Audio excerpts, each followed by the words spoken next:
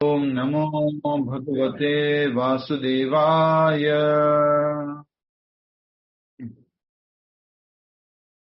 ओम नमो भगवते वासुदेवाय।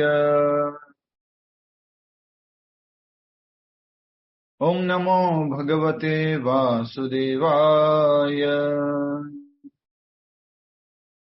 मुखं करोति वाचालं भंगुं लंघयते गिरिं यत्कृपातमहं वन्दे श्रीगुरुदीनतारिणं परमानंद माधवं श्रीचैतन्यमीश्वरम्। एकं शास्त्रं देवकी पुत्र गीतम् एको देवो देवकी पुत्र एव एको मन्त्रस्य तस्य नामानि यानि कर्माप्येकं तस्य देवस्य सेवा। श्रीमद् भगवद गीता की जय। श्रीमद् भगवद गीता यथारूप श्रील प्रभुपाद जी द्वारा अध्याय 16 दैवी तथा आसुरी संपदा। ऐसा अध्याय जो हर किसी व्यक्ति को आसानी से समझ में आ जाए और कोई नया व्यक्ति गीता पढ़ना शुरू करता है वो इस अध्याय के साथ में शुरू कर सकता है।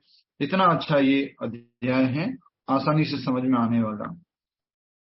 तो 16वें अध्याय में हम 3 श्लोक एक साथ कर रहे हैं, पहला, दूसरा और तीसरा। मैं एक बार श्लोक का उच्चारण कर रहा हूं, आप सभी लोग मेरे साथ में याद कीजिएगा इस तरह से कि आपको धीरे धीरे याद हो जाए। श्री भगवान उवाच अभयं सत्व संशुद्धि ज्ञान योगा व्यवस्थिति दानं दमश्च यज्ञश्च स्वाध्याय तप आर्जवम् अहिंसा सत्यमक्रोधस् त्यागः शान्तिरपैशुनम् दया भूतेषु लोलुप्त्वम् मार्दवम् हरिरचापलम् तेजः क्षमा धृतिः शौचम् अद्रोहो नातिमानिता भवन्ति सम्पदम् दैवीम् अभिजातस्य भारत। अनुवाद। आप सबसे निवेदन है, आपको बोलना है, उच्चारण करना, रिपीट करना है। भगवान की वाणी है ये, दोहराइए। भगवान ने कहा, हे भरतपुत्र, निर्भयता, आत्मशुद्धि, आध्यात्मिक ज्ञान का अनुशीलन, दान, आत्मसंयम, यज्ञपरायणता, वेदाध्ययन, तपस्या, सरलता, अहिंसा, सत्यता, क्रोध विहीनता, त्याग, शांति, छिद्रान्वेषण में अरुचि, समस्त जीवों पर करुणा, लोभ विहीनता, भद्रता, लज्जा, संकल्प, तेज, क्षमा, धैर्य, पवित्रता, ईर्ष्या तथा सम्मान की अभिलाषा से मुक्ति, ये सारे दिव्य गुण हैं जो दैवी प्रकृति से संपन्न देव तुल्य पुरुषों में पाए जाते हैं। 2 प्रकार के गुण हैं, दैवी और आसुरी। हम सब लोग इन दोनों प्रकार के गुणों से भरे हुए हैं। किसी में दैवी गुण ज्यादा है, किसी में आसुरी गुण ज्यादा है। लेकिन यहाँ पर भगवान ने पूरी लिस्ट दी है कि दैवी गुण कौन से होते हैं। शुरुआत के 3 गुण, अभयम सत्व समशुद्धि ज्ञान योग व्यवस्थिति ही, ये किसके लिए है? सन्यासी के गुण। ठीक है। दानम दमश्च यज्ञश्च, दान, दमः और यज्ञ परायणता, ये किसके गुण हो गए? गृहस्थ के लिए हो गए। तो दान देना, संयम रखना और यज्ञ का अभ्यास करना। और यज्ञ की अभ्यास करने की बात को हम समझ रहे थे, तो एक बार फिर से बहुत ही सुंदर लाइनों को जो कि वेरी वेरी इंपॉर्टेंट है उनको समझेंगे। जो ये पैराग्राफ यहाँ से शुरू हो रहा है वहां से ध्यान दीजिए। गृहस्थों को यज्ञ भी करना चाहिए। यहाँ से सभी लोग पढ़िए मेरे साथ साथ। गृहस्थों को यज्ञ भी करना चाहिए क्योंकि यज्ञ के लिए पर्याप्त धन चाहिए। ब्रह्मचर्य, वानप्रस्थ तथा संन्यास आश्रम वालों के पास धन नहीं होता, वे तो भिक्षाटन करके जीवित रहते हैं। अतएव विभिन्न प्रकार के यज्ञ गृहस्थों के दायित्व हैं। उन्हें चाहिए कि वैदिक साहित्य द्वारा आदिष्ट अग्निहोत्र यज्ञ करें, लेकिन आजकल ऐसे यज्ञ अत्यंत खर्चीले हैं और यह और हर किसी गृहस्थ के लिए संपन्न कर पाना कठिन है। इस युग के लिए संस्तुत सर्वश्रेष्ठ यज्ञ है संकीर्तन यज्ञ। यह संकीर्तन यज्ञ हरे कृष्ण कृष्ण कृष्ण हरे हरे, हरे राम राम राम हरे हरे का जप सर्वोत्तम और सबसे कम खर्चे वाला यज्ञ है और प्रत्येक व्यक्ति इसे करके लाभ उठा सकता है। अतएव दान, इंद्रिय संयम तथा यज्ञ करना, ये 3 बातें गृहस्थ के लिए हैं। क्या क्या बोलो? गृहस्थ के लिए 3 बातें। नीपा गांधी माता जी बोलिए, कौन कौन सी 3 बातें गृहस्थ के लिए? दान करना है प्रभु जी, यज्ञ और आत्म संयम। और आत्म संयम, संयम रखना है, इंद्रिय संयम। ठीक है, हमने सन्यासी के बारे में पढ़ा, गृहस्थ के बारे में पढ़ा, दान देने के बारे में पढ़ा, आत्म संयम के बारे में पढ़ा और जो है हमने यज्ञ के बारे में पढ़ा कि सबसे बड़ा यज्ञ क्या है। कई बार हम सोचते हैं कि हम जो है एक पत्नी को पाल रहे हैं, बच्चों को पाल रहे हैं, यही सबसे बड़ा कार्य है जीवन में, यही गृहस्थ का धर्म है। कई बार हम ऐसा सोच लेते हैं। वास्तव में ये गृहस्थ नहीं है। जो मात्र परिवार बच्चों को पालने के लिए अपना जीवन लगा देता है उसको बोलते हैं गृह मेधी। उसको क्या बोलते हैं? गृह मेधी। जिसका पूरा जीवन अपनी इंद्रिय तृप्ति, परिवार वालों की इंद्रिय तृप्ति के पीछे लगा हुआ है, उसको बोलते हैं गृह मेधी। गृहस्थ के लिए तो क्या बोला जा रहा है? गृहस्थ किस में आता है? वर्ण में आता है कि आश्रम में आता है? बोलिए। आश्रम में। तो गृहस्थ आश्रम, आश्रम जैसे ही शब्द लग गया तो नियम लग जाते हैं, गुरु के आदेश में रहने वाला हो जाता है और साथ ही साथ वो जो है अपने जीवन में गुरु के आदेश के अनुसार आध्यात्मिकता का अभ्यास करता है। अपने परिवार, अपने खुद के इंद्रिय तृप्ति के अलावा वो भगवान की प्रसन्नता के लिए कार्य करता है। नाम जप करना, विग्रह सेवा करना, भोग अर्पण करना, भगवान का, भगवत गीता का संदेश समझने का प्रयास करना, भागवतम सुनना, तीर्थ यात्रा करना, ये जो है गृहस्थ आश्रम के नियमों में आते हैं। और भी बहुत अगर देखें तो भोजन करने से पहले हर एक गृहस्थ का नियम होता था पहले कि वो कम से कम एटलीस्ट कम से कम 3 लोगों को भोजन कराएगा, उसके बाद में भोजन करेगा। तो बहुत सारे ऐसे नियम होते हैं। तो एक गृहस्थ होते हैं और एक गृह मेधी होते हैं। तो हमें क्या बनना है? बोलो। गृहस्थ बनना है। गृहस्थ बनना है, न कि गृह मेधी बने रहना है। मैं, मेरा परिवार, मेरा पैसा, मेरी दुकान, मेरा पैसा, मेरी दुकान, मेरी मेरी मेरी नहीं। ठीक है, आगे वाला देखेंगे अब। स्वाध्याय तथा वेदाध्ययन ब्रह्मचर्य आश्रम या विद्यार्थी जीवन के लिए है। ब्रह्मचारियों का स्त्रियों से किसी प्रकार का संबंध नहीं होना चाहिए। उन्हें ब्रह्मचर्य जीवन बिताना चाहिए और आध्यात्मिक ज्ञान के अनुशीलन हेतु अपना मन वेदों के अध्ययन में लगाना चाहिए। यही स्वाध्याय है। तो अगला बिंदु क्या आ रहा है? स्वाध्याय। यज्ञ प्रायणता के बाद क्या है? वेदाध्ययन। जैसे वेदाध्ययन के लिए जो संस्कृत शब्द लिखा हुआ है वो है स्वाध्याय। तो ब्रह्मचारी व्यक्ति के लिए बहुत ही इंपॉर्टेंट है कि वो क्या करेगा? बोलो, बोलिए। स्वाध्याय प्रभु जी।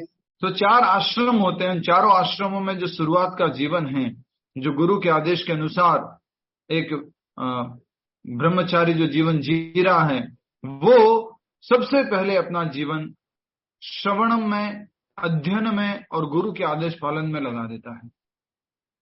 जब वो इस तरह का संयमित जीवन जीता है, जब वो इतना भगवान के संदेश को समझते हुए अपना जीवन जीता है, तो फ्यूचर में जब वो ब्रह्मचारी आश्रम के बाद कौन से आश्रम में प्रवेश करता है? गृहस्थ आश्रम। गृहस्थ आश्रम। तो गृहस्थ आश्रम में जब प्रवेश करता है तो आसानी से इंद्रिय संयम कर पाता है, इंद्रिय निग्रह कर पाता है। आजकल ब्रह्मचर्य आश्रम का पालन तो बिल्कुल मतलब खत्म हो गया है। यस और नो? बस प्रभु जी।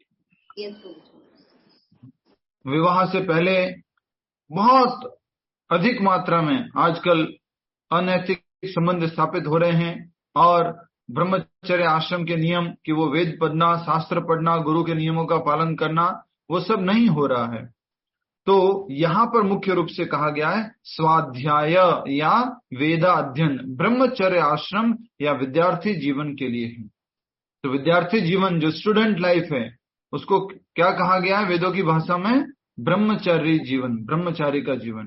तो ब्रह्मचारी जीवन वास्तव में वेदाध्ययन में, शास्त्र अध्ययन में निकलना चाहिए। और आजकल हम जो देख रहे हैं, आप सब लोग पेरेंट्स हैं, ज्यादातर सब लोग जानते हैं कि आजकल समाज कैसे बिगड़ता जा रहा है।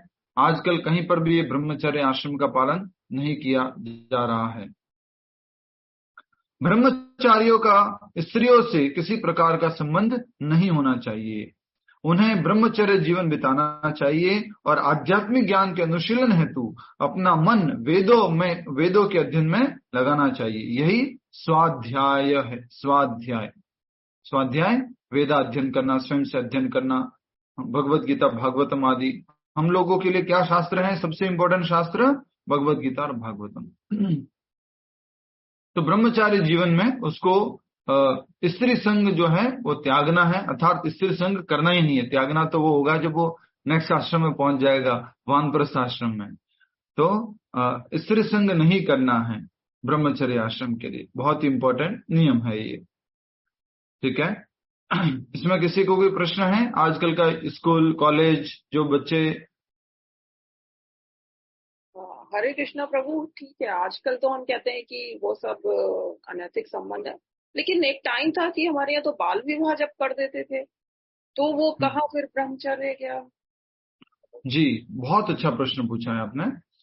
बाल विवाह आप अगर देखेंगे, मान लीजिए अगर बाल विवाह छोटी उम्र में हो जाता, 8 साल 10 साल की उम्र में हो जाता था बाल विवाह, बट उनका गोना या उनका मिलन जो है वो एक उम्र के बाद होता था।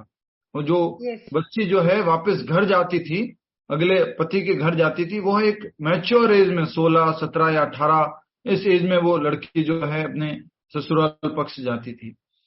तो वैसे जो ये बाल विवाह था या जो सगाई का कार्यक्रम पहले ही हो जाता था, पहले ही कमिट करते थे, ये बहुत अच्छा था एक प्रकार से, क्योंकि एक लड़का और एक लड़की फिक्स हो चुका है कि मेरे जीवन के साथी ये होने वाले हैं, मेरे जीवन के साथी ये होने वाली है।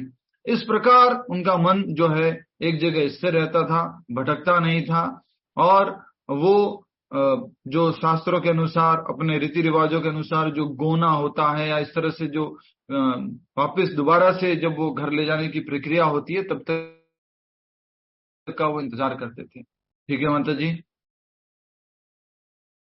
प्रभु जी, अब 16, 17, 18 तक तो कोई रेडी नहीं होता है ना मैरिज के लिए, पढ़ाई नहीं खत्म हुई होती, नथिंग। अभी तो उससे बहुत ज्यादा उम्र हो जाती है।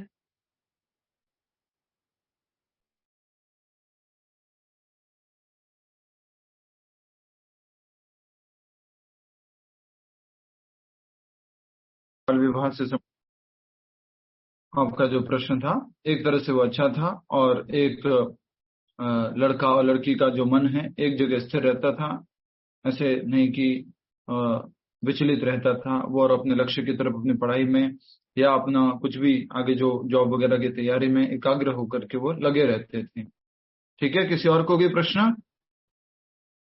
प्रभु जी, मेरा पॉइंट ये था कि उस टाइम पे तो 16-17 साल में शादी, चलो गोना भी हो गया, आ गई बहू, पर अब तो 16-17 में नहीं हो सकता ना प्रभु जी। तो अब तो 25-30 साल की उम्र में जाके सेटल होता है कोई।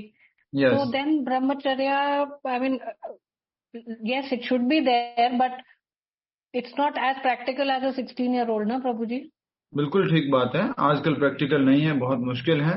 उसका एक सबसे बड़ा कारण है माँ बाप का कंट्रोल अपने बच्चों के ऊपर से चले जाना। माँ बाप के सामने ही बच्चे कहते हैं कि ये मेरी गर्लफ्रेंड है, ये मेरा बॉयफ्रेंड है, ये ऐसा है, ये वैसा है, ये नंबर 1 है मम्मी, और फिर 5-6 महीने बाद ये नंबर 2 है मम्मी, इसके बाद में नेक्स्ट ये नंबर 3 है मम्मी। तो हमारा कहीं पे बच्चों के ऊपर से जो कंट्रोल वो खत्म हो रहा है, वो बहुत गलत है। ये पिता माता की कर्तव्य है। गलती से अगर मान लीजिए वो किसी भी प्रकार से संबंध में हो गए हैं, दोस्ती में आ गए हैं, तो उनको हमें नियंत्रित रखना है कि बच्चों जब तक शादी नहीं होती तब तक आप ध्यान रखेंगे, नियमों का पालन करेंगे, एक दूसरे को छोड़ेंगे नहीं। ये सब चीजें भी बहुत आवश्यक हैं। तो आजकल की एज में ये जो कि किसी कॉलेज में जाओ और जा करके बोलो कि प्रभुपाद जी कहते हैं 4 नियमों का पालन करना है, मांसाहार नहीं करना, नशा नहीं करना, अनैतिक संबंध नहीं रखना और जुआ नहीं खेलना। तो बच्चे सारे क्या कहते हैं, प्रभु जी यही करते हैं, इसके अलावा कुछ नहीं करते, यही करते हैं, इसके अलावा कुछ नहीं करते। ये बहुत गलत है। कहीं ना कहीं पूरा समाज, पूरा देश एक गलत रास्ते पे जा रहे हैं और ये चारों के चारों नरक के दरवाजे हैं। काम, क्रोध तथा लोभस तस्माद इतम त्रयम त्रजेत त्रिविधम नरकस्य द्वारम। ये तीनों नरक के द्वार है, सीधे नरक में लेके जाते हैं। तो आजकल की एजुकेशन प्रणाली के अंतर्गत बहुत ही गलत तरह का पढ़ाई शिक्षा हो रही है, जिसमें कहीं पर भी ब्रह्मचर्य या फिर भगवत गीता या भागवतम, वेदाध्ययन, शास्त्र अध्ययन की शिक्षा नहीं दी जाती है। ठीक है, हरे कृष्णा। तो आजकल के परिप्रेक्ष्य में इसको पालन करना अत्यंत कठिन है, सत्य बात है। कोई ब्रह्मचारी भी कहीं बाहर जाता है, लेफ्ट देखे तो पोस्टर है, राइट देखे तो पोस्टर है। मोबाइल में यूट्यूब का कोई प्रभुपाद जी का लेक्चर लगा है तो नीचे मंत्रा का ऐड आ जाता है, ये कपड़े ले लो, वो कपड़े ले लो। और कपड़े एडवर्टाइज करने वाले फिर आप देखते हैं कैसे कैसे कपड़े पहन करके एडवर्टाइज करते हैं। तो बहुत मुश्किल है।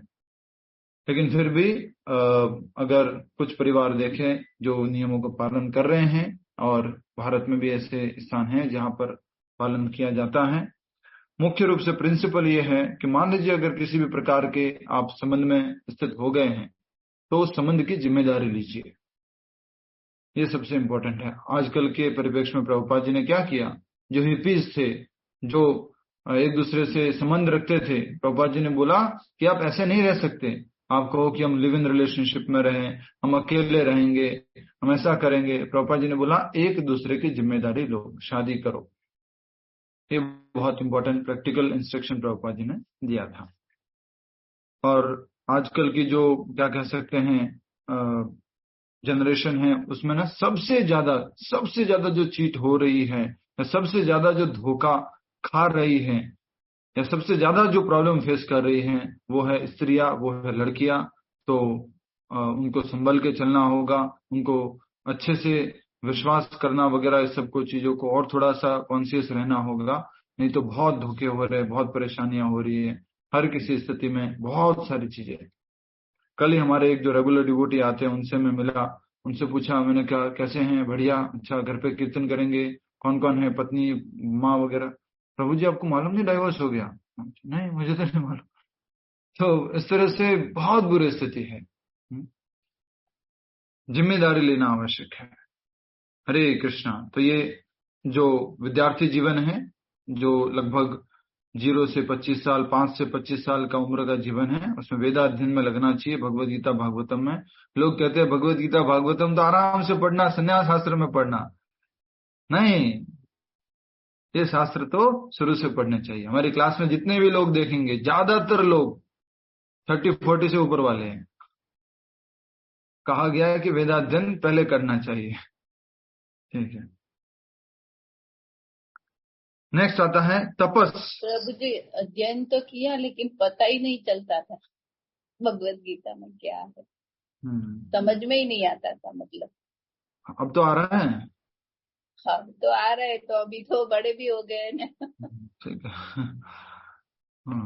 पहले मैं टीचर नहीं था ना, इसलिए खुश हो जाओ। नहीं प्रभु जी, सच बात है।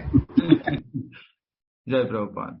प्रभुपाद जी की कृपा हुई है, कहीं ना कहीं पे पुण्य किए थे, और पुण्यों के प्रारब्ध के कारण जो है अब हमें वो मौका मिला है अच्छे से समझने का।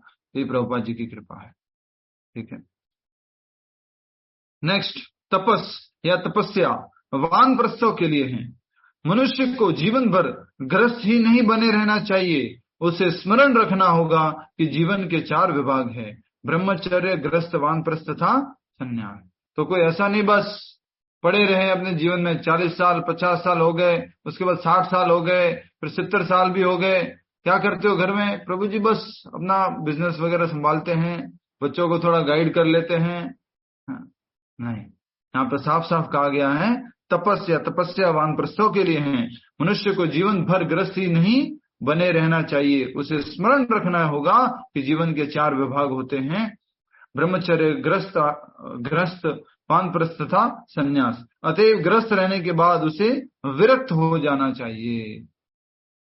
गृहस्थी के अभ्यास के बाद वापस विरक्ति, अर्थात प्रैक्टिकल सेंस में कैसे बोलेंगे इसको, आजकल के सेंस में पति पत्नी दोनों जो है अधिकतर तीर्थ यात्रा, तीर्थों में स्नान, धाम यात्रा के लिए समय समय पर अपने घर से निकल जाते हैं। ये आजकल के परिप्रेक्ष्य में है। और घर पर रह करके अपनी पारिवारिक जिम्मेदारी को छोड़ करके या उसको मिनिमाइज करके भगवत गीता, भागवतम, हरे कृष्ण महामंत्र जप, विग्रह सेवा में अधिक समय लगाते हैं।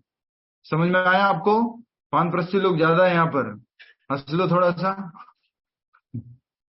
तो समझ लो, घर पे रह करके, परिवार में रह करके अधिक समय, आपका दिन का जो समय है, 24 घंटे जो समय है, वो अधिक समय किसमें जानना चाहिए? भगवत चिंतन, भगवत अध्ययन, भगवत श्रवण, भगवत भोग, भगवत सेवा, उसमें जाना चाहिए। तो आपका जीवन क्या हो गया? वानप्रस्थ जीवन हो गया, इंद्रिय भोग से विरक्त होकर के। आगे बढ़े, नेक्स्ट।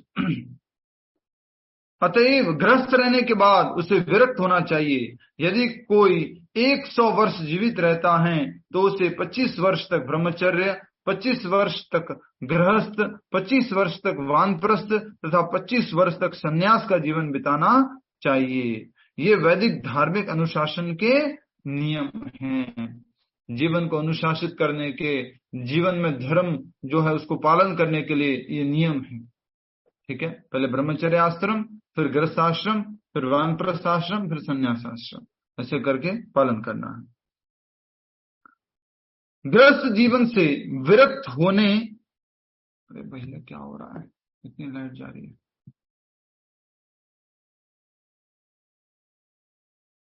गृहस्थ जीवन से विरक्त होने पर मनुष्य को शरीर, मन तथा वाणी का संयम बरतना चाहिए। गृहस्थ जीवन के बाद, एक समय के बाद व्यक्ति को किस किस का संयम होना, बोलो? मन और वाणी, शरीर, मन तथा शरीर और वाणी। तो शरीर को इंद्रिय भोगों में नहीं लगाना है, मन को अलग अलग प्रकार के भौतिक चिंतनों में नहीं लगाना है, धन कमाने वगैरह की चिंतनों में नहीं लगाना है, और वाणी को भगवान के स्मरण में लगाना है, भगवान को गुणगान करने में लगाना है। बहुत ही इंपॉर्टेंट बात यहाँ पर कही जा रही है, ध्यानपूर्वक समझिए कि कैसे हमें अपना अगला जीवन, जो आप सब लोग अभी मिडिल एज में चल रहे हो, 40-50 के आसपास चल रहे हो, आप सबको आगे अब क्या करना है, कैसे अपने जीवन को और कृष्ण भावना भावित बनाना है, और कृष्ण भावना भावित बनाना है, ये आपका हमेशा प्रयास रहना चाहिए कि मेरा जीवन और कैसे कृष्ण भावना में जाए, और मेरा जीवन कैसे कृष्ण भावना में लग जाए। ऐसा जो है आपका हमेशा हमेशा और हमेशा प्रयास रहना चाहिए, ये बहुत आवश्यक है। ठीक है, जैसे आप देखेंगे गुजरात में हमने देखा है, कुछ लोग जो है किसी प्रकार किसी गुरुजी को या किसी को पालन करते हैं तो एक षष्ठी पूर्ति कार्यक्रम करते हैं। 60 पूरे हो गए भैया, और 60 पूरे होने के बाद वो जो है कुछ न कुछ अभ्यास करते हैं कि अब हम ये नियम पालन करेंगे, ये नियम पालन करेंगे, ये नियम पालन करेंगे, ऐसे करके वो अभ्यास करते हैं। तो हमें भी अपने जीवन में एक उम्र के बाद 50, 55 इसके बाद हमें डिसाइड कर लेना चाहिए। वैसे तो और जल्दी डिसाइड करना चाहिए, क्योंकि 100 साल तो कोई नहीं जीने वाला ना। तो अगर हम 70 साल जी रहे हैं तो सोचो कि गृहस्थ कहां पर खत्म हो जाना चाहिए। हम 80 साल जीने वाले हैं तो गृहस्थ कहां पर खत्म होना चाहिए, ये बहुत आवश्यक है। तो ऐसा नहीं कि हम अपनी कुर्सी से बंधे रहें, अपने परिवार से, अपने घर से बंधे रहें, बस हम तो यही भोग, इंद्रिय भोग में लगे रहेंगे। ये गृहस्थ आश्रम से नेक्स्ट जो आगे बढ़ना चाहते हैं उनके लिए नहीं है। यहाँ पर एक पॉइंट मेंशन करना चाहूंगा, वो इस प्रकार से है कि मान लीजिए मंदिर में आपने देखा होगा कोई 25 साल के, 30 साल के ब्रह्मचारी प्रभु जी है जो ब्रह्मचर्य का पालन कर रहे हैं, ब्रह्मचर्य आश्रम में रह रहे हैं, और वो आप लोगों को प्रचार कर रहे थे, बहुत लगाव था आपको उनसे, बहुत अच्छे से चल रहा था, और अचानक से आप देखते हैं जब नेक्स्ट टाइम आप मंदिर गए तो वो सफेद कपड़े पहने हुए हैं और साथ में बहुत ही एक सुंदर माता जी भी खड़ी है। तो उन प्रभु जी की शादी हो गई है, और अब आप जो है सोच रहे हैं ये क्या हो गया, प्रभु जी गिर गए, प्रभु जी अपनी स्थिति से गिर गए। इसको गिरना कहेंगे क्या? बोलो। नहीं प्रभु, उन्होंने ब्रह्मचर्य जीवन अच्छे से बिताया, आश्रम पालन करके वो अगले आश्रम में गए हैं, गृहस्थ आश्रम में गए। कभी भी ऐसे नहीं सोचना चाहिए कि फॉल डाउन हो गया, कि वो अपनी स्थिति से गिर गया।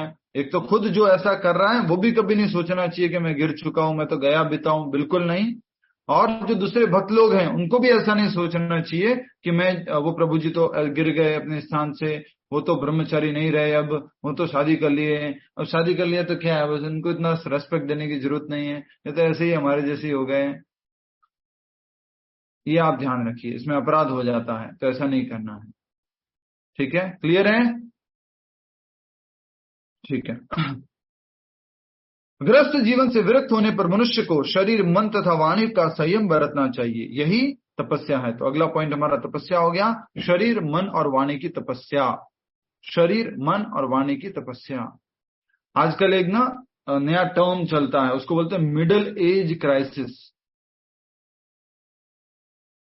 इसको क्या बोलते हैं? Middle age crisis. 40 से लेकर के 55 तक, 60 तक थोड़ा सा लोग जबरदस्ती बालों को काला करना, जबरदस्ती एकदम यंग दिखने की कोशिश करना, जबरदस्ती छोटे कपड़े पहनना, जबरदस्ती थोड़ा लड़के जैसे कपड़े पहनना, ये जो है इसको बोलते हैं मिडिल एज क्राइसिस। मध्य जो जीवन चल रहा है, उम्र का जीवन चल रहा है, उसमें जबरदस्ती यंग दिखने की कोशिश करना। दिख रहा है साफ साफ, कुछ कुछ लोगों को सामने जो दिखते हैं, लोग जो उनको मिलते हैं उनको दिख रहा है साफ साफ, भैया हो गई है उम्र, समझ में आ रहा है सबको, हमें दिख रहा है, पर फिर भी जबरदस्ती मतलब सीना तान के, पेट को अंदर दबा करके, और थोड़ा सा चलने में एकदम अच्छे से चलने का ट्राई करके कोशिश करना। अरे भाई स्वीकार कर लो, प्रकृति का नियम है, उम्र हो गई है, बस सब अपनी भक्ति में अच्छे से लग जाओ, नाम जप में, कीर्तन में लग जाओ। और मैं तो देखता हूँ, मैं कभी होगा तो स्टेटस दिखा सकता हूँ अपना उन व्यक्ति का, उनकी उम्र लगभग 55 साल है, लेकिन उनको क्या शौक पर चढ़ा है आजकल, बस एकदम जिम की बॉडी हो और एकदम जवान दिखो, बाल हमेशा काले रहें, और कुछ कोई रैम शो हो, कोई वॉक शो हो तो उसमें मैं जाऊं, ऐसा करके उनको ऐसा शौक चढ़ा हुआ है, तो ऐसा कर रहे हैं। तो हम सबको प्रकृति के नियमों के अनुसार स्वीकार करना है कि अच्छा इतनी उम्र हुई है तो इसको स्वीकार कर लो, जबरदस्ती अपने आप को ढकने की कोशिश मत करो, ठीक है, जबरदस्ती कॉम्प्लीमेंट लेने की कोशिश मत करो।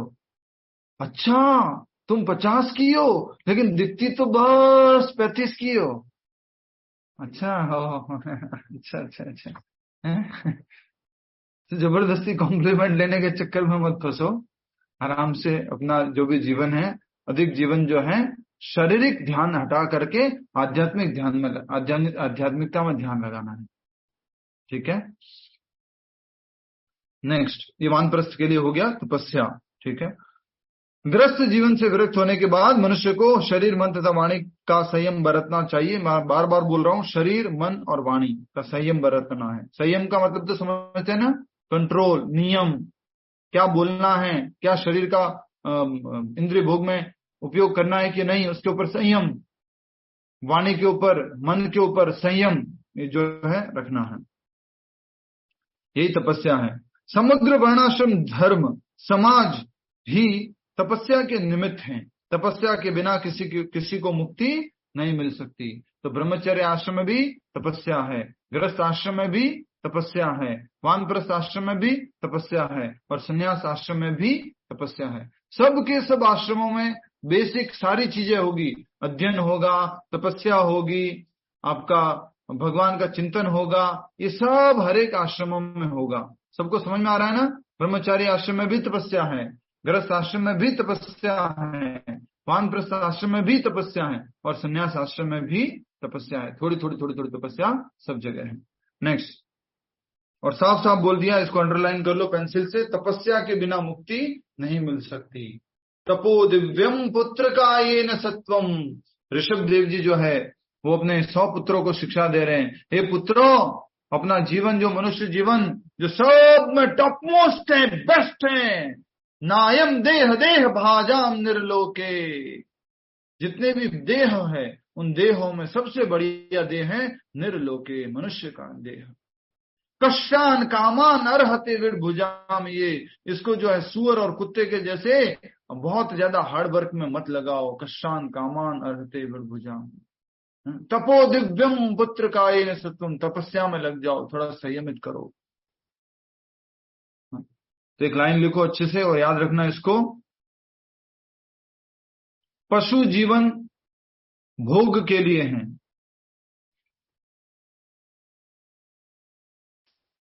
और मनुष्य जीवन संयम के लिए है।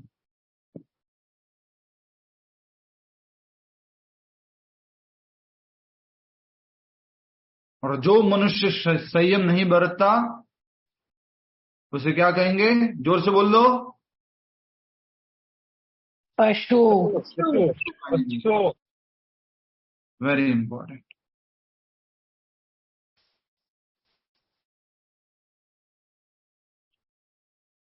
तो मनुष्य जीवन में ही संयम बरता जा सकता है। प्रभुपाद जी बोलते हैं कि अगर हम मनुष्य योनि में आए हैं तो हमें संयम बरतना चाहिए। ऐसा नहीं, जैसे देखिए आपको उदाहरण देता हूं, मेरा पहले का उदाहरण है, कॉलेज टाइम का उदाहरण है, मुझे याद आ रहा है। मान लीजिए एक गाय है, वो गाय जो है मिठाई की दुकान पे गई और वहां मिठाई बहुत सारी रखी हुई है। गाय वहां ये सोचेगी नहीं नहीं नहीं नहीं, ये तो दुकान है, पैसे होंगे तभी मिठाई मिलती है, यहाँ पर मुंह नहीं मारना चाहिए। गाय ऐसा सोच सकती है? गाय क्या करेगी? मुंह सीधा उस मिठाई में मारेगी और जो मकान मालिक जो है या जो कुछ लड़का है वहां का, उसको लकड़ी मारेगा, उसको मारेगा, फिर से वो जाएगी, फिर से आएगी। इस तरह से वो जो है नहीं समझ पा रही है। लेकिन आप किसी दुकान पे गए हैं और वहां पे लिखा हुआ है कि 1500 रुपए किलो मैसूर पाक, तो आप क्या करेंगे? सबसे पहले अपना हाथ निकालेंगे और हाथ निकाल करके कहाँ लेके जाएंगे? बोलो। पॉकेट में प्रभु जी। पर्स में लेके जाएंगे। हाँ, अब ये है कि नहीं? 1500 आधा किलो भी नहीं आएगा यार, छोड़ो, आज मैसूर पाक नहीं लेंगे। संयमित जीवन बिताना है। ऐसा नहीं कि बस मुझे तो इच्छा हुई थी मैसूर पाक खाना है, अब पैसा है कि नहीं कूद पड़ो। ऐसा नहीं होता है। ठीक है। इस सिद्धांत की संस्तुति न तो वैदिक साहित्य में की गई है न भगवत गीता में, कि जीवन में तपस्या की आवश्यकता नहीं है और कोई कल्पनात्मक चिंतन करता रहे कि सब कुछ ठीक हो जाएगा। कई बार लोग सोचते हैं ये सब क्या कंट्रोल करना और ये नियम पालन करना और संयम करना, कई बार लोग सोचते हैं ये सब क्या है, ऑटोमेटिक जब होना होगा तब हो जाएगा, जब भगवान की भक्ति आनी आएगी तो आ जाएगी, जब वो बुलावा आएगा तो हम चले जाएंगे, बोलते हैं ना लोग। ऐसा लोग बोलते हैं। नहीं, हमें एफर्ट करना चाहिए प्रभु जी, है ना? उसके लिए एफर्ट करना है, संयमित जीवन जीना है। प्रभुपाद जी बहुत इंपॉर्टेंट बात यहाँ पर बोले हैं कि इस सिद्धांत की संस्तुति न तो वैदिक साहित्य में की गई है न भगवत गीता में, कि जीवन में तपस्या की आवश्यकता नहीं है। ऐसा कहीं नहीं लिखा गया है कि तपस्या नहीं करनी है। लोग पूछते कहाँ लिखा है लहसुन प्याज नहीं खाना, कहाँ लिखा है नशा नहीं करना, कहाँ लिखा है मांसाहार नहीं करना? अरे सब जगह यही लिखा है। तुम ये बता दो कहीं पर एक जगह कि तुम खा सकते हो, तुम पी सकते हो, तुम गलत कार्य कर सकते हो, ये कहीं पर एक जगह बता दो। ये कहीं पर नहीं है। माइक म्यूट रखिएगा। तो इस प्रकार हमें समझने की आवश्यकता है। यहाँ पर कहा जा रहा है कि तपस्या के बिना तो मुक्ति संभव नहीं है और कहीं पर भी नहीं लिखा हुआ कि तपस्या नहीं करनी है। और आगे कहा जा रहा है कोई कल्पनात्मक चिंतन करता रहे तो सब कुछ ठीक हो जाएगा। जैसे कुछ लोग होते हैं, कुछ गुरुजी हैं जो चलो जल्दी से हरि बोल हरे कृष्णा, इधर देखो जल्दी फास्ट। मान लीजिए आप में से किसी को डायबिटीज हो रखा है, शुगर हो रखी है, ठीक है, तो आप जाते हैं डॉक्टर, सबसे पहले जाते हैं आप डॉक्टर जाते हैं आप डॉक्टर शर्मा जी के पास, ठीक है। आप डॉक्टर शर्मा जी के पास गए, शर्मा जी के पास जैसे ही गए, अच्छा डायबिटीज है आपको, ये खाना बंद कर दो, शक्कर मत खाओ, ये फल मत खाओ, ऐसा मत खाओ, ये मत करो, वो मत करो, चपाती मत खाओ और डेली वॉक करो, ये करो वो करो। और आप उस शर्मा जी की क्लिनिक से बाहर निकले, हैं कैसा डॉक्टर है शर्मा, ऐसे सब कुछ नहीं खाएंगे तो कोई भी डायबिटीज कंट्रोल कर लेगा, कुछ भी डॉक्टर को नहीं आता। चलो नेक्स्ट आगे जाते हैं। लिखा हुआ था डॉक्टर गुप्ता या डॉक्टर अग्रवाल, समझ रहे, थोड़ा नाम भी मैं ऐसे ही रख रहा हूँ, पहला डॉक्टर ब्राह्मण कैटेगरी का, दूसरा डॉक्टर थोड़ा वैश्य कैटेगरी का। तो डॉक्टर गुप्ता, ये गुप्ता जी हैं, बड़े पेट वाले हैं, इनको भी होगा, चलो इनसे बात करते हैं। तो डॉक्टर गुप्ता जी के पास जाते हैं। डॉक्टर गुप्ता जी मेरे को डायबिटीज है, शुगर है, क्या कर सकते हैं? बोले अच्छा आपको प्रॉब्लम है, ठीक है, मेरी दवाई लेना आप, और बाकी परहेज रखना मीठे वगैरह से, सब परहेज रखना मीठे से। हाँ रखना है, नहीं रख सको तो कोई बात नहीं, मेरी दवाई लेते रहना, सप्ताह में एक आध बार एक स्वीट खा लेना। हाँ ये थोड़ा ठीक डॉक्टर है, पर फिर भी सप्ताह में एक बार, डेली क्यों नहीं खा सकता? डायबिटीज हुआ तो क्या हुआ? ये डॉक्टर ठीक नहीं है। चलो नेक्स्ट, बाहर निकला, और बाहर आगे आते आते आते वहां पर लिखा हुआ था कि शुगर का 100% इलाज, कोई परहेज नहीं, और शक्कर भर भर के खाओ, लड्डू खाओ, मिठाइयाँ खाओ, जूसेस पियो, पूरा एकदम गारंटेड इलाज। मसूर हाशमी दवा खाना या खासमी दवा खाना या जो भी दवा खाना था, तो वो व्यक्ति हो जाता है हाँ ये बढ़िया है, इसमें जाना चाहिए, और उसमें वो जाते हैं। बोले डॉक्टर साहब मेरे को डायबिटीज है, क्या करना है? बोले कुछ भी नहीं करना। बोले परहेज? बोले कुछ परहेज नहीं, खाना पीना सब खाओ, क्या करना बस मेरी दवाई लो। तो ऐसा जो है, जो डॉक्टर लोगों को पसंद आता है। आजकल ऐसे ही डॉक्टर पसंद आते हैं ना कमला भाटिया माता जी, यस और नो? बिल्कुल नहीं जी, हरे कृष्ण प्रभु जी। ऐसे ही डॉक्टर पसंद आते हैं, बिल्कुल कोई मना नहीं करना चाहिए, जो बस मेरी इच्छा जो मुझे सब कुछ करने देना चाहिए। तो आजकल लोगों को ऐसे डॉक्टर पसंद आते हैं, और ऐसे ही गुरुजी पसंद आते हैं। अच्छा ये गुरुजी बहुत अच्छे हैं, कोई नियम नहीं, न तो चाय का नियम, न कॉफी का नियम, न लहसुन प्याज का नियम, बस गुरुजी ने बोल दिया है तुम बस 7 दिन में एक बार कोई एक मंत्र जप कर लिया करो। ये जो है गुरुजी बड़े अच्छे हैं। जैसे आप दिल्ली में जाओगे, छतरपुर बड़े गुरुजी के मंदिर वगैरह, तो वहां पर बढ़िया चाय मिलती है प्रसाद में, प्रसादम चाय, आह क्या बात है। लहसुन प्याज का बढ़िया से छोला चावल या कुछ इस तरह से प्रसाद मिलता है। प्रभु जी सबसे ज्यादा फॉलोअर है उनके, बहुत लोग फॉलोअर हैं। क्योंकि फॉलोअर क्यों ज्यादा है? क्योंकि वो कुछ भी मना नहीं करते हैं, कहते हैं कुछ मना नहीं करते, ऐसे डॉक्टर पसंद आते हैं। ऐसे डॉक्टर सबको पसंद आते हैं। कौन से गुरु जी? प्रभु जी जैसे डॉक्टर, हाँ प्रभुपाद जी, डॉक्टर प्रभुपाद जी जैसे, अच्छा 4 नियम पालन करो, हो लहसुन प्याज भी मत खाओ, भगवान को भोग लगा के खाओ, चाय कॉफी भी मत पियो। अरे बाबा ना, तुम्हारे गुरुजी नहीं भाई, राइट? तो इस प्रकार से दुनिया में बहुत सारे ऐसे गुरुजी हैं जो, और एक और गुरुजी का नाम बताता हूं मैं, नाम तो नहीं बोलता, बुक लिखी है संभोग से समाधि। भोग करो, संभोग करो, करते जाओ, इंद्रिय भोग करो, नशा करो, और कुछ करो, करते जाओ, एक दिन आएगा अच्छे से बहुत हो गया बस, अब भगवान, अब भगवान, अब भगवान। ऐसा कभी नहीं होने वाला है। एक तरह की वस्तु से उब सकते हैं, लेकिन वो उस तरह की वस्तु के प्रति स्वाद से नहीं उबते हैं। जैसे एक व्यक्ति नशा करता है, वो नशा करना और करना, मान लीजिए एक तरह के ड्रिंक से उब सकता है, लेकिन वो ड्रिंक करना नहीं छोड़ सकता। समझ में आ रहा है आपको? तो इसलिए जो है, ये कहीं पर लोग जो कहते हैं ना कि नियम पालन नहीं करना, तुम लोग जो इस्कॉन वाले सब जगह नियम लगा लेते हो, उसमें खाने में भी नियम, पीने में भी नियम, कपड़ों पहनने में भी नियम, सब जगह नियम नियम नियम।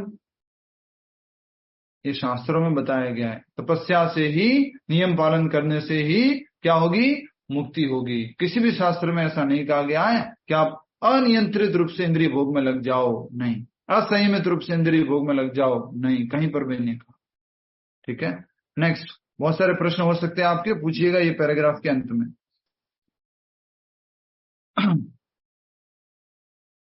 ऐसे सिद्धांत को उन दिखावटी अध्यात्मवादियों द्वारा बनाए जाते हैं जो अधिक से अधिक अनुयायी बनाना चाहते हैं, अधिक से अधिक फॉलोअर बनाना चाहते हैं। वो क्या सिद्धांत बनाते हैं? बोलो शांता उन्नीथान माता जी। अधिक से अधिक अपने फॉलोअर बढ़ाना चाहते हैं, वो क्या सिद्धांत बनाते हैं? कोई ऐसा स्ट्रिक्ट सिद्धांत नहीं, कोई नियम नहीं देते। खाओ पियो ऐसे करो शिष्यो, मेरे पास आते रहो, खाते रहो, पीते रहो, भोग करते रहो, बस मेरे पास आते रहो, डोनेशन कुछ दक्षिणा भेजते रहो, मैं तुम्हारा उद्धार कर लूंगा, सब कुछ। बस समझ रहे हैं आप?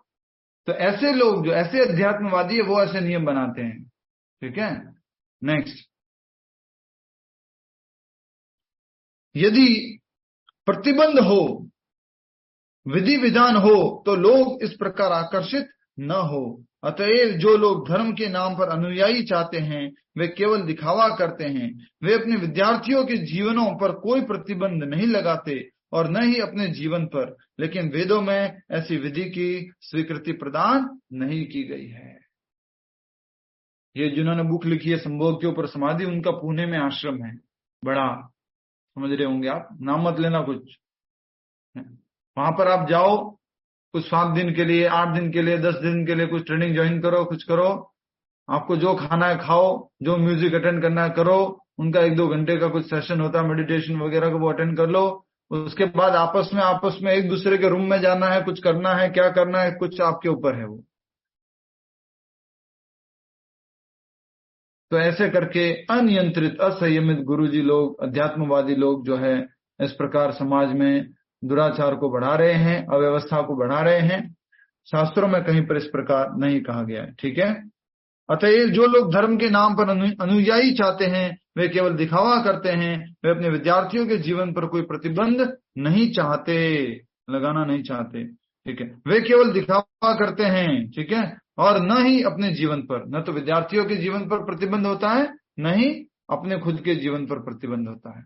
और ऐसे वाले आप समझ ही रहे हैं कहां पर कैसे बैठे हुए, अभी क्या स्थिति है आप जानते हैं। ठीक है, हरे कृष्णा। लेकिन वेदों में ऐसी विधि को स्वीकृति प्रदान नहीं की गई। ऐसे कहीं पर नहीं कहा गया वेदों में, तो इंद्रिय भोग में लग जाओ, लिप्त हो जाओ। जैसे आप लोग राजस्थान वाले लोग जुड़े हुए, तेजराम जी और जो भी और कुछ लोग जुड़े हुए हैं, समाज के गुरुजी बना रखे, हमारे समाज के, हमारे भाई चौधरी समाज के गुरुजी, राजपुरोहित समाज के गुरुजी, गहलोत समाज के गुरुजी, हमारे कुछ सोनार समाज के गुरुजी, और गुरुजी आर्य भंवरलाल कब आया विदेश से? प्रभु जी हरे कृष्णा। हरे कृष्णा प्रभु जी, मेरे भी गुरुजी बनाए हुए थे। उनको जैसे ही पता चला कि 16 माला जप करती है ये वो, तो उन्होंने बुलाया और बोला कि दिन के 2 घंटे टाइम जाते हैं, फिर घर में प्रॉब्लम्स होती है, तो ऐसे सब नहीं करना चाहिए। सिर्फ मैं एक मंत्र देता हूँ, भगवान का नाम नहीं लेना चाहिए। वाह भाई वाह।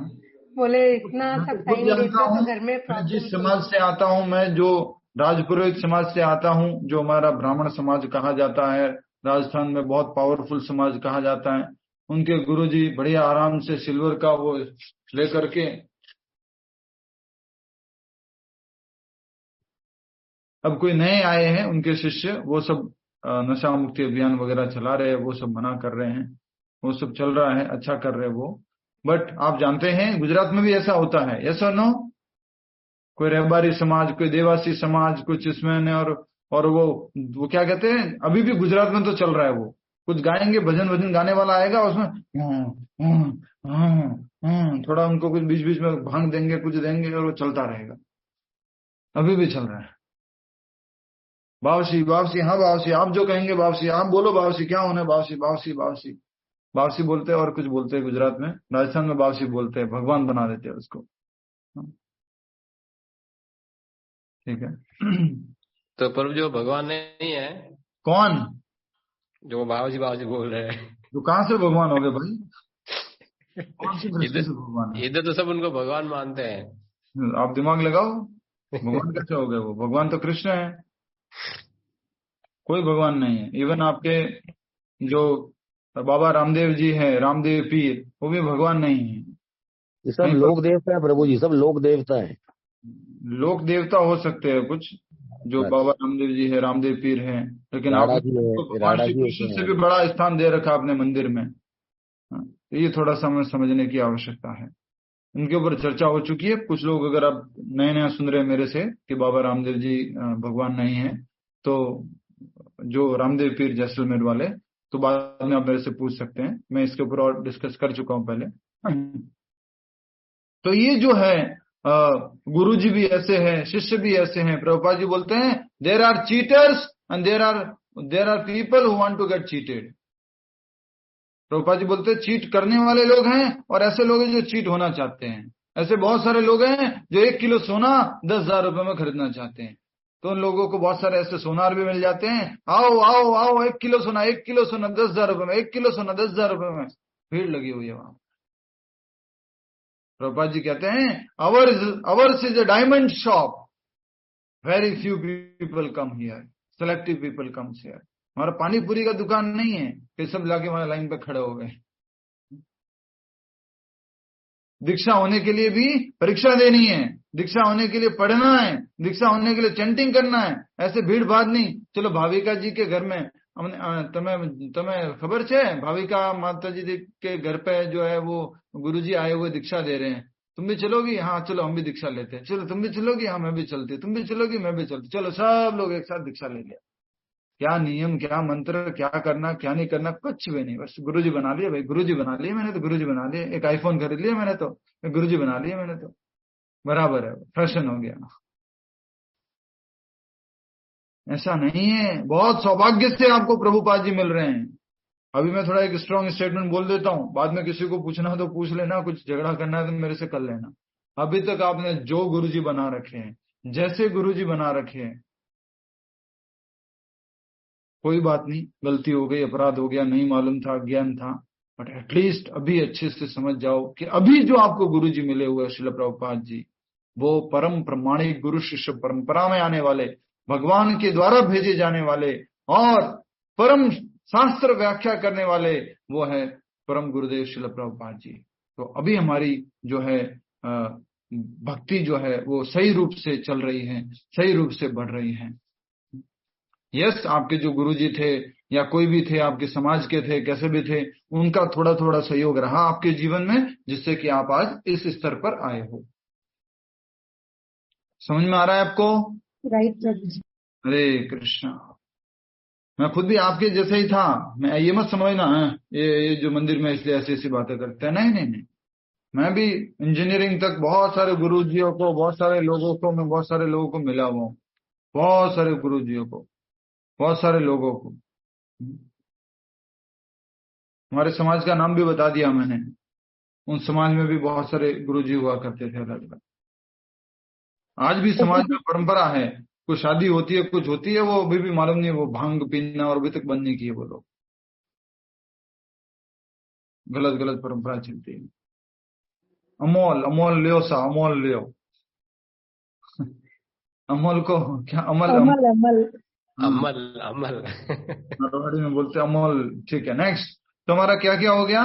तपस्या हो गया वानप्रस्थ आश्रम के अनुसार, और हर एक आश्रम में तपस्या होनी ही चाहिए। ऐसा नहीं कोई नियम नहीं है साहब, खूब लगे रहो, मुन्ना भाई, छोटे भाई, गुप्ता भाई, अग्रवाल भाई, पटेल भाई, सब लगे रहो। नहीं, नियम पालन करो भाई, नियम पालन करो। मनुष्य जीवन संयम का जीवन। ठीक है।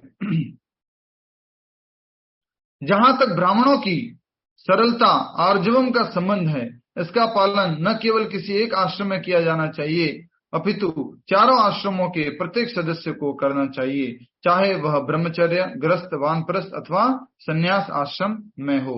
मनुष्य को अत्यंत सरल तथा सीधा होना चाहिए। अब देखो वो पॉइंट लिख लो, आप एक तरफ लिख लो ब्रह्मचारी, गृहस्थ, वानप्रस्थ, संन्यास, ये लिख लो। एक तरफ लिख रखा है तो उसमें आगे बिंदु भी लिख लेना। ब्रह्मचारी के लिए क्या क्या था? स्वाध्याय,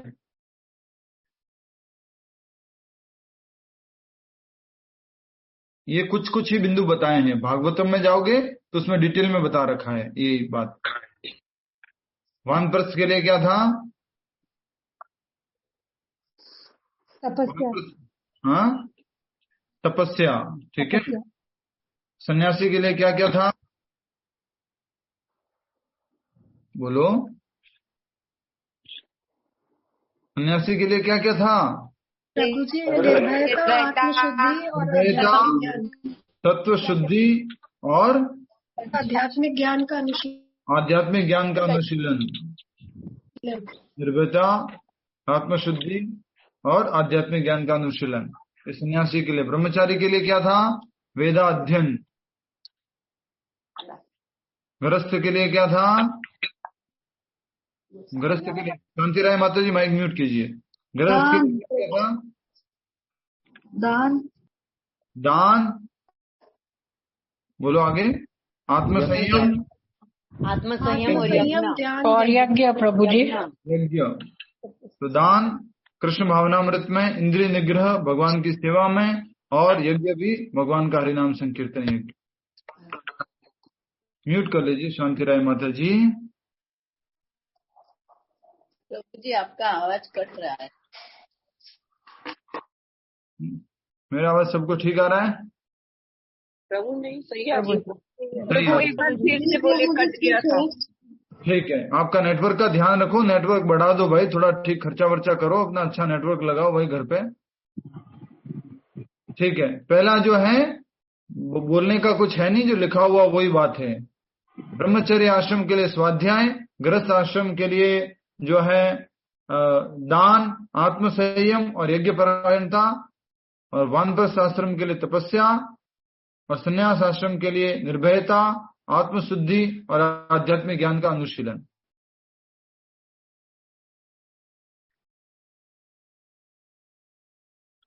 अब जो इन सब में कॉमन है वो क्या है? सरलता।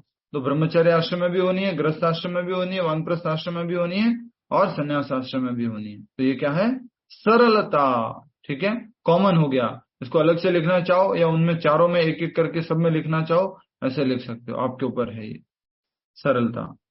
जहां तक ब्राह्मणों की सरलता आर्जवम का संबंध है, इसका पालन न केवल किसी एक आश्रम में किया जाना चाहिए, अपितु चारों आश्रमों के प्रत्येक सदस्य को करना चाहिए, चाहे वो ब्रह्मचर्य, गृहस्थ, वानप्रस्थ तथा संन्यास आश्रम में हो। मनुष्य को अत्यंत सरल तथा सीधा होना चाहिए। सरल होने से क्या मतलब? बोलो, सीधा होने से क्या मतलब है? सरल सीधा होने से क्या अर्थ है?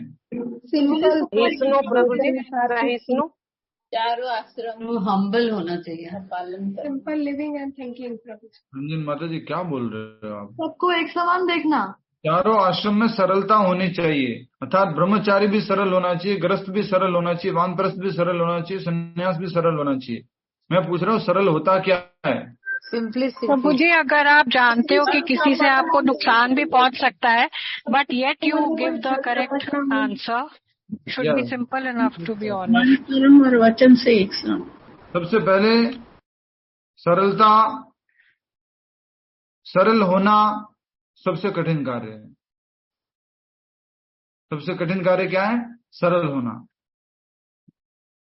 तो जो भोला कहते हैं ना, वो वाला, तो इसको इस तरह से कहेंगे, किसी भी प्रकार का दोगलापन नहीं मन में, इसको बोलते सरलता। बहुत सिंपल हार्टेड है, प्लेन हार्टेड है, स्ट्रेट फॉरवर्ड है, उसको बोलते हैं सरलता। डुप्लिसिटी नहीं, कपट नहीं, चातुर्यता नहीं, ये जो है अर्थ हो गया।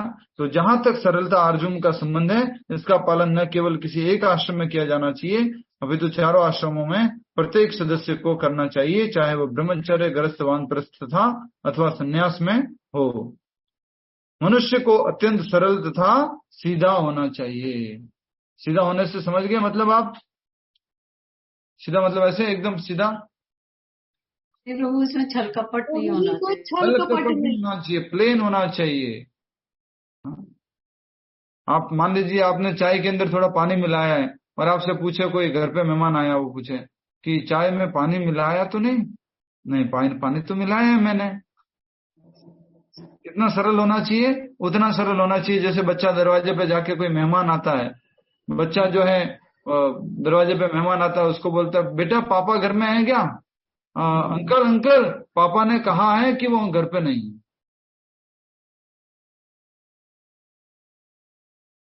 समझ में आया?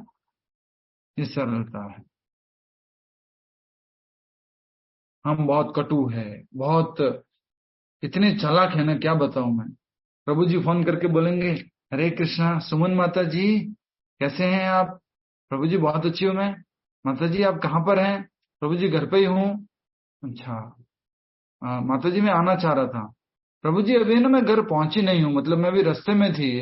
अच्छा तो अभी तो बहुत मुश्किल है प्रभु जी ना, मैं भी पहुंचूंगी, मालूम नहीं कब पहुंचूंगी, उसके बाद ही मालूम पड़ेगा प्रभु जी। समझ में आ रहा है आपको? सरलता होना, सरल होना बहुत आवश्यक, झूठ नहीं बोलना, डुप्लिसिटी नहीं होना, दोगलापन नहीं होना, सरलता, तो ये सब में होना चाहिए, ब्रह्मचारी हो, गृहस्थ हो, वानप्रस्थ हो या संन्यास हो। नेक्स्ट अगला बिंदु, अहिंसा का अर्थ है किसी जीव के प्रगतिशील जीवन को न रोकना। कोई भी व्यक्ति अगर प्रगति कर रहा है, किसी भी रूप से प्रगति कर रहा है, तो उसके जीवन को नहीं रोकना, चाहे वो मानसिक रूप से हो, बौद्धिक रूप से हो, शारीरिक रूप से हो, किसी भी रूप से अगर वो प्रगति कर रहा है तो उसके जीवन को नहीं रोकना चाहिए। अहिंसा को हम पहले भी पढ़ चुके हैं 13वें अध्याय में। क्या डेफिनेशन थी, कौन बताएगा? अहिंसा को पहले भी पढ़ चुके हैं 13वें अध्याय में। किसी को कृष्ण भावनामृत नहीं देना भी एक तरह से हिंसा है। हिंसा है, तो किसी को कृष्ण भावनामृत देना ये अहिंसा है। किसी को कष्ट मन से भी नहीं पहुंचाना ये अहिंसा है। खाली मारना हिंसा नहीं होता है, अगर आप वाणी से, अपने शब्दों से, अपने कुछ कार्यों से कुछ कष्ट पहुंचा रहे किसी को, वो भी हिंसा है। तो हमें अहिंसा का पालन करना। तो यहाँ पर कहा जा रहा है अहिंसा का अर्थ है किसी जीव के प्रगतिशील जीवन को न रोकना। हिंसा क्यों करता है व्यक्ति? जो है कई बार उससे ईर्ष्या करते हुए भी ईर्ष्या वो करता है, हिंसा करता है। हिंसा समझ गए? कष्ट पहुंचाना, शरीर को, मन को, बुद्धि को, किसी भी प्रकार से कष्ट पहुंचाना, ये हिंसा है। तो हिंसा किसी भी जीव के प्रगतिशील जीवन को न रोकना। किसी को यह नहीं सोचना चाहिए कि चूंकि शरीर के वध किए जाने के बाद भी आत्मा स्फुल्लिंग नहीं मरता, इसलिए इंद्रिय तृप्ति के लिए पशुवध करने में कोई हानि नहीं है।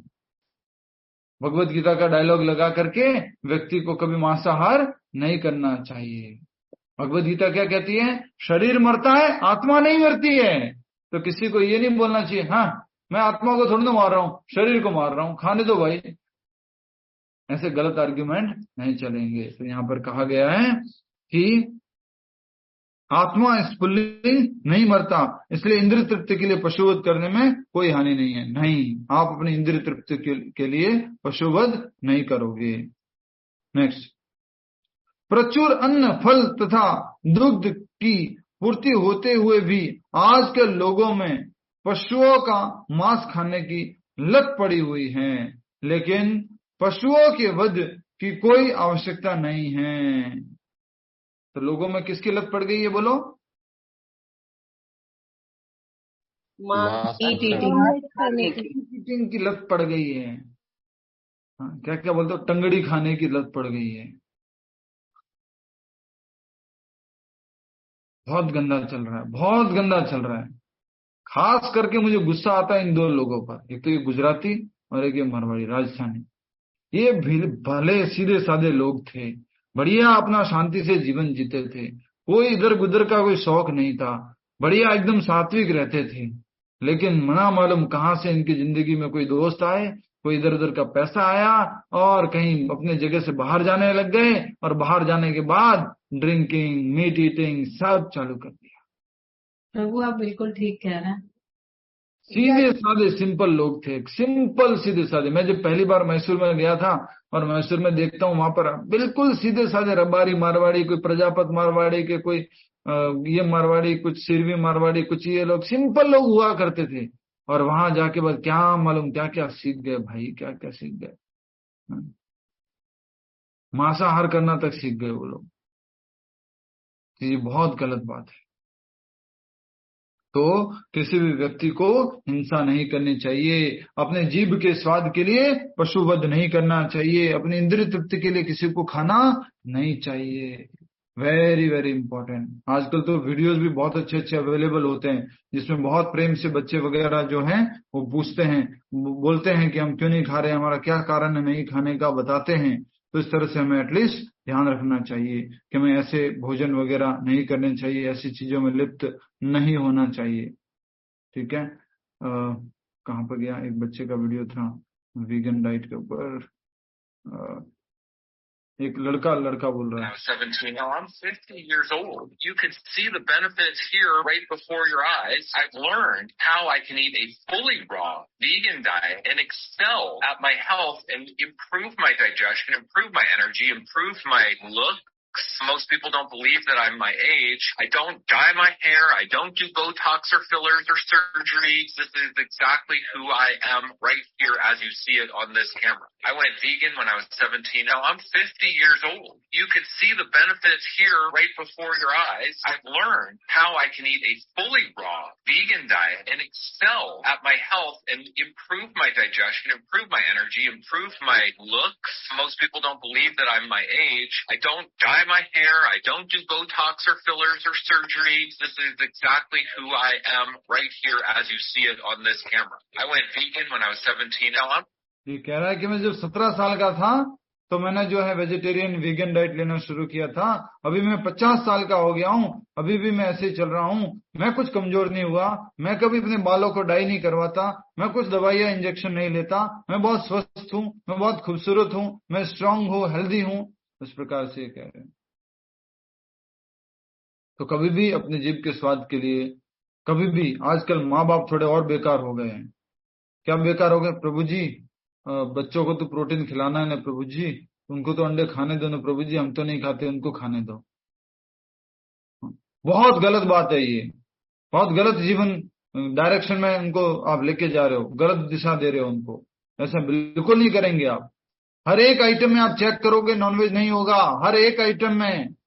मैं यहां तक बहुत डिटेल में बोल चुका हूं, यहां तक कि आपकी ब्यूटी क्रीम में, आपके मेकअप में, किसी में भी नॉनवेज नहीं होना चाहिए। प्रभु जी बाल में डालते हैं, खाते नहीं है तो बाल में डालते हैं। किसमें डालते हैं? बाल में डालते हैं, बालों में नॉनवेज डालते हैं। अंडा एक लगाते हैं। अच्छा, जो माता जी प्रभु जी लोग, वेरी नाइस। ये भी नहीं करोगे, सुन लीजिए आप। बालों को सुंदर बनाने के लिए अंडे वाले शैम्पू, ये शैम्पू, दो चीजों का आप ध्यान रखोगे। एक तो तुलसी आपके किसी भी प्रोडक्ट में नहीं होनी चाहिए। तुलसी की क्रीम यूज कर रहे हो, तुलसी का कुछ ये यूज कर रहे हो, तो तुलसी नहीं होनी चाहिए। भक्त होने के कारण तुलसी महारानी का सम्मान करोगे, अपनी सेवा में डायरेक्ट तुलसी को नहीं लगाओगे। बाबा रामदेव जी के किसी का सौंदर्य साबुन तुलसी वाला नहीं यूज करोगे। तुलसी नहीं होना चाहिए, नॉनवेज नहीं होना चाहिए, किसी भी प्रकार का नॉनवेज नहीं होना चाहिए। प्रभु जी तुलसी की ग्रीन टी पी सकते हैं, वो भी नहीं पी सकते? नहीं पी सकते। तुलसी को उबाल करके, तुलसी को ऐसे करके नहीं पी सकते। तुलसी को अगर पाना है किसी भी रूप में आपको, तो वो जो भगवान को अर्पण करने के बाद उसको चबा चबा के ले लो। तुलसी अगरबत्ती भगवान को अर्पण करेंगे, आप खाएंगे उसको। गुरुजी कई लोग बोलते हैं कि तुलसी को चबाना नहीं चाहिए, उसको निकल जाना चाहिए। नहीं, तुलसी को चबाना है, निकलोगे तो सही नहीं है, चबा चबा के खाना है। कुछ लोग ज्यादा ही कुछ एडवांस बोल देते हैं। प्रभु जो भोग लगाई हुई, जो प्रभु ईश्वर के चरणों में चढ़ी। जी माता जी, अर्पण की हुई तुलसी खानी। ऐसा नहीं अपने स्वार्थ के लिए आपने तुलसी तोड़ी और खा ली, ऐसा नहीं होता। ठीक है, क्लियर है आपको? आपकी वजह से किसी भी प्रकार की हिंसा नहीं होगी। आप अगर एक जो है लेदर का बैग खरीद के लाओगे, अगर आप जो है लेदर का सोफा लेके आओगे, आप अगर लेदर का बेल्ट लेके आओगे, आप कुछ भी इस तरह से लेदर वगैरह की कुछ चीज लेके आओगे या कुछ इस तरह का प्रोडक्ट लेके आओगे, तो आपकी वजह से किसी न किसी जीव की हत्या हो रही है, जानबूझ के उसको मारा काटा जा रहा है। समझ में आ रहा है? जितने भी आपके ब्यूटी क्रीम्स, मेकअप्स ये वो आते हैं, उसको भी चेक करो, थ्रोली चेक करो। दवाइयां जो खाते हो उसमें भी ध्यान रखो कि ये वेजिटेरियन दवाई है कि नहीं है। अगर आप विटामिन B12, D3 या फिर ऑयस्टर डेफिशिएंसी की कुछ वो भी कर रहे हो, तो उसका भी ध्यान रखो कि ये वेजिटेरियन होना चाहिए, उसका सोर्स वेजिटेरियन। सबको शेयर कीजिए ग्रुप पे, जो आपने दिखाया ना अभी वीडियो। जी माता जी। हरे कृष्ण प्रभु जी। के ऊपर ही टिका हुआ सारा संसार, हरे नामदास बोलेगा उसके ऊपर कुछ नहीं। प्रभु जी ये वीगन डाइट बोलते हैं ना प्रभु जी, उसमें तो दूध दही। वीगन डाइट के सपोर्ट में हम नहीं है। वीगन डाइट कोई हमारा शास्त्रों के ऊपर नहीं दिया हुआ डाइट, बट ठीक है, किसी को तपस्या करना तो कर सकता है, पर वो वेजिटेरियन डाइट को क्रिटिसाइज नहीं कर सकता। दूध जो गायों से हमें मिलता है, गाय अगर मान लीजिए 15 लीटर दूध देती है तो उसका 10% ही उसका बछड़ा पी सकता है, 1.5 लीटर। अगर उससे ज्यादा उस बछड़े ने दूध पी लिया तो वो बच्चा मर जाएगा। गाय अगर वो अपने थनों में दूध को रखेगी तो गाय को बीमारी हो जाएगी। इसलिए ये शास्त्रों में बताया गया है गाय का दूध मनुष्य के लिए है तो वो पीना है उसको। ठीक है, आगे और भी बहुत इंपॉर्टेंट बात लिखी है, एक बार पढ़ लेता हूं, कल फिर से चर्चा करेंगे इस बात पर। टाइम हो गया वैसे। प्रचुर अन्न फल तथा दुग्ध की पूर्ति होते हुए भी आजकल लोगों में पशुओं का मांस खाने की लत पड़ी हुई है, लेकिन पशुओं के वध की कोई आवश्यकता नहीं है। यह आदेश हर एक के लिए है। जब कोई विकल्प न रहे तभी पशुवध किया जाए, लेकिन इसकी यज्ञ में बलि की जाए। जो भी हो वह मानवता के लिए, जब मानवता के लिए प्रचुर भोजन हो तो लोग आध्यात्मिक साक्षात्कार में प्रगति करने के इच्छुक हैं। उन्हें पशु हिंसा नहीं करनी चाहिए। एटलीस्ट जो भक्ति में आगे बढ़ना चाहते हैं उनको पशु हिंसा नहीं करनी चाहिए। वास्तविक अहिंसा का अर्थ है कि किसी के प्रगतिशील जीवन को न रोका जाए। पशु भी अपने विकास काल में एक पशु योनि से दूसरी पशु योनि में देहांतरण करके प्रगति करते हैं। यदि किसी विशेष पशु का वध कर दिया जाता है तो उसकी प्रगति रुक जाती है। यदि कोई पशु किसी शरीर में बहुत दिनों से या वर्षों से रह रहा है तो उसे असमय ही मार दिया जाए तो उसे पुनः उसी जीवन में वापस आकर शेष दिन पूरे करने के बाद ही दूसरी योनि में जाना पड़ता है।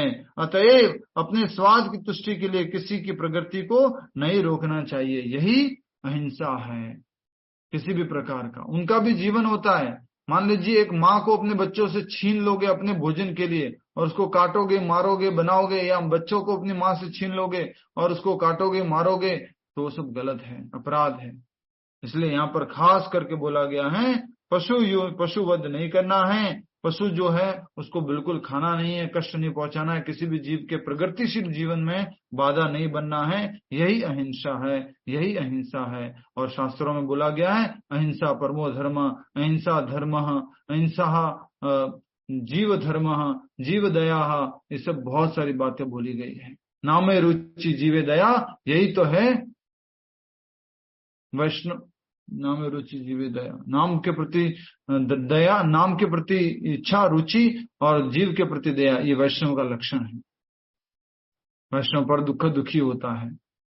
ठीक है, तो जूते, लेदर के जूते, लेदर के कपड़े, लेदर की कुछ चीजें, ये सब नहीं यूज करोगे आप।